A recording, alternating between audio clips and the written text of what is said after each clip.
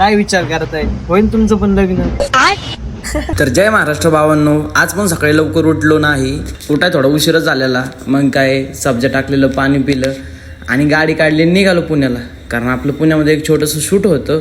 Shoot उरकलं, चहा वगैरे घेतला आणि आलो परत घरी आलो, वाईच खाल्लं आणि आपल्याला आलं तर वामे भेटायला. तर वामे म्हणलं चल जाऊ चतुर्मुखला. चतुर्मुख हे पुण्यापासून काहीच अंतरावर असलेल्या बापदेव घाटाजवळ मंदिर आहे. इथं आल्यावरती मन एकदम प्रसन्न होतं आणि मनामध्ये एक वेगळीच एनर्जी निर्माण होते. भगवान शिवशंकराचं दर्शन घेतल्यावरती माणूस मनातलं सगळं दुःख विसरून जातं. चतुर्मुख शिव मंदिर हे एक अत्यंत प्राचीन, निसर्गरम्य आणि जागृत देवस्थान आहे. या मंदिराच्या गाभाऱ्यात भगवान शिवाची 4 मुखे असलेली चतुर्मुख दुर्मिळ शिवलिंग आहे. श्रावण महिन्यात तर इथलं वातावरण अगदी मन भरून टाकणारं असतं. दर्शन वगैरे घेतलं आणि आम्ही आलो रस प्यायला. रस वगैरे प्यायला आणि गेलो हॉटेलला गेलो तर हा बघा कसा झोपला होता बाबा. त्याला जागा केला आणि रामा बघा काय म्हणतोय, रोम रोम भाईयो. तेवढ्यात हा वाघ आज सुट्टीवर होता, मस्तपैकी शॉपिंग वगैरे करून आलेला म्हणून लय खुलाळलेला.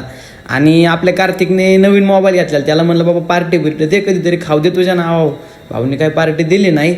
मग काय गावात जरा काम होतं, काढली MG आणि गेलो गावात.